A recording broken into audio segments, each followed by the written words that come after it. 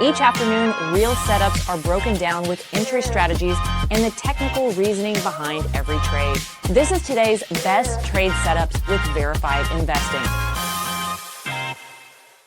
There is a lot of red on my screen today. A lot of different charts are getting into some key support levels. If we get a continued drawdown, we have some buying opportunity for you. Welcome, everybody. My name is Benjamin Poole, head trader here at Verified Investing. I'm going to show you my watch list as well as the US 10-year. So the US 10-year is onto a lot of support. So it does have the potential to continue higher on the US 10Y. So here's the chart.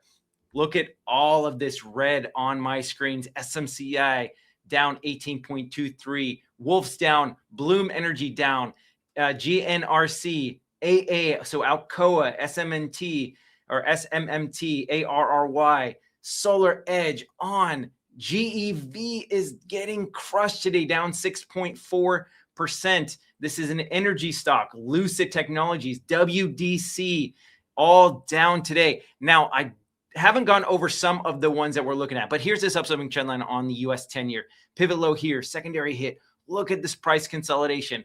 As this continues to grind up a little bit higher, once we take out 4.579%, 4.688 is where my next upside target is on the US 10-year. SPX, I was actually anticipating more of sideways consolidation inside of this red bar candle. Now the S&P 500 is rolling over. My long level today is 72.5921 on the chart of the SPX. Now, if you switch over to the SPY, because this is what we'd be trading, you're looking at $723.77. As you can see, we did get to that low or that gap in the charts yesterday. However, because of the rebound that it had on yesterday's price action after to about 2:30, that gives me further confidence that there are still a lot of buyers setting up. So $723.77 is my long level on the S&P 500. The SOXX, I did not have any aggressive levels yesterday. I did not anticipate this significant of a rollover. However, this gap in the charts, I did mention this was going to be a lot of support. It flushed there and got to this secondary gap fill in the charts.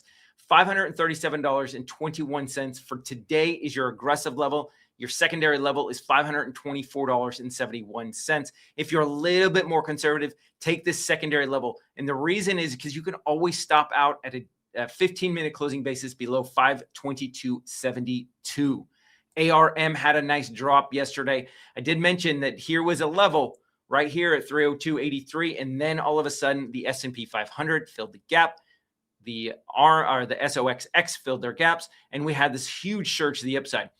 Now, because we put in this low pivot yesterday, $298.38 is where I would be looking to go long on ARM today. SanDisk, what a rally today. So still upsloping trend line is intact. Pivot low here, secondary hit, third hit, fourth hit, fifth hit. Look at how much support this upsloping trend line has given the stock of SNDK. The thing to watch for is how many additional times consecutively over the few days can it actually hold that. If it starts breaking or when it starts breaking, it's got to close below this low pivot like it's done before. But if it closes below this low pivot with a break of the upsloping trend line, watch out below. You're heading lower on SanDisk. So for me, this is not a day trade. This is where my downside target is, or at least the initial downside target. If you're looking to swing or day trade SNDK, you have a lot of support sitting right here about 1535. Look at this opening candle, red bar candle, prior gap in the charts, low pivot. This is where we got a bounce yesterday, 1535.17. So I do anticipate a move down there today. And if it does happen by 2:30, that is where I'd be going long. On a short basis, look at this previous gap in the charts. We got up there this morning at 1759.68. Got a nice pullback. Now we're down almost $100 off of that level. Because it's already done that twice, if we do get a rally in the markets, my shortable level is 1831.50. NVIDIA is getting another sell-off. I have a ton of support on the chart of NVIDIA right here. Price consolidation here. Look at a ton of more price consolidation. Got above it, finally closed below. However, the bears got out of control. The bulls took over, and now we're getting this move to the upside. This would be a retrace, just like what happened yesterday. $199.97, a pierce of $200 is still where I'm looking to go long on the chart of NVIDIA if we can get that much of a drop today. The stop out would be below this low pivot. So if it closes below 199 on a 15-minute closing basis, you have two options. You can either look to dollar cost average all the way down to this gap in the charts, sitting right here at $196.50, or you could just look to stop out of the position on a 15-minute closing basis below that, and then look for your next support, which would be 196.50. SMCI is having a nice drawdown today as well. So 33.50 gap in the charts right here, 33.45, beautiful gap. Because this has already been filled and they had a share offering, so they're offering more shares to the market. Because again, this has already been filled, I would be looking for another move to the downside. So my aggressive long level today is $30.56, knowing that I have additional support right here at this low pivot at a pierce of $30, getting down as close to as far down as $29.50. That would be a more conservative entry price on the chart of SMCI. Meta, what a fall today. Continued selling pressure. Going into the morning session, I had $575.05 as my long level. Now that it's already looking to play out a little bit, now it hasn't fully played out. So it's still into a lot of support. So if it's there by 230 and it's still consolidating there, that means that there is a lot of buying pressure in this market and you could take advantage of it. If you're a little bit more conservative, wait for this low pivot at $564.76. That would be the level for my conservative traders. Now, if it starts breaking below that, you do have additional support right here at basically a $560 pierce for an aggressive or a more conservative trading level. Now, AVGO. AVGO on the back of earnings just continued the selling pressure. And this is kind of what started the momentum shift from the semiconductors being overly bullish to now weakening. And so that's what we're continuing to see in AVGO and a lot of these markets. AVGO's going to need to drop a little bit more for it to get to my level, but I have an aggressive level for you guys if you're interested. This low pivot point right here is still in play. So let me go ahead and add this to the chart. Right here, low pivot point at $370.33. Flushed this gap in the charts, got all the way down to this low, opening price of the green bar candle right above that. So there are going to be a lot of buyers in this trade if we can get down to that level again, 370.33.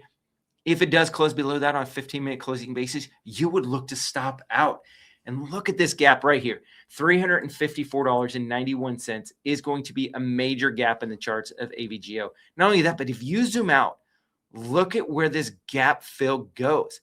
Not only do you have this gap in the charts, but you had this prior gap in the charts, as well as all of this consolidation right underneath it. So after we break out, this is going to be a major top on the price action of AVGO. So 354.91 is that level. Tesla's falling down as well. Did break this upsloping trend line. The more often an upsloping trend line, if we go back to the SanDisk chart, look at this. Pivot low, secondary hit, third hit. Look at all this price consolidation. Now let's go to SanDisk. Pivot low, pivot low, pivot low. Sideways consolidation right on top of support. And then go back to Tesla chart. Look at what happened. This hasn't gone back to retrace it. As soon as it flushed, this thing cratered 7% in one day. Sideways consolidation with the rest of the markets. And now we're heading lower. So here is an opening candle of a red bar candle, as well as a ton of price consolidation in this area. So for me, $379.68 is getting interesting for a potential day trade and a potential swing trade.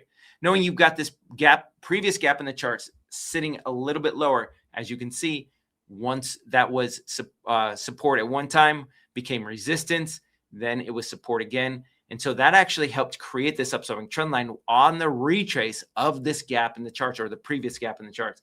So if you're a little bit more conservative, waiting for an additional pullback, this is your confluence zone right here. indicating that not only are there buyers on this upsloping trend line at one point, but there were previous buyers at this gap in the charts. $367.33 is your level. Day trade, potential aggressive swing traders, $379.68 is that level. Micron's having a nice sell-off today as well. So let's switch on the logarithmic charts. Oh, that was on the relative strength index. Here, let's switch this on.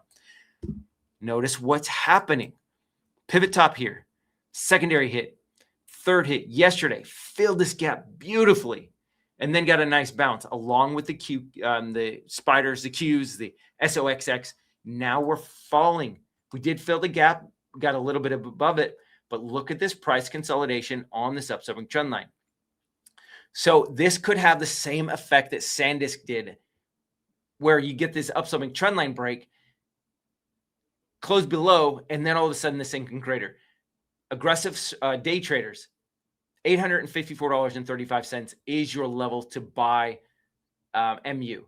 Your next level of support is going to be this previous pivot top, opening price of a green bar candle.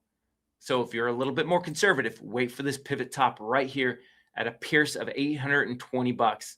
And that would be a $35 move from this low pivot.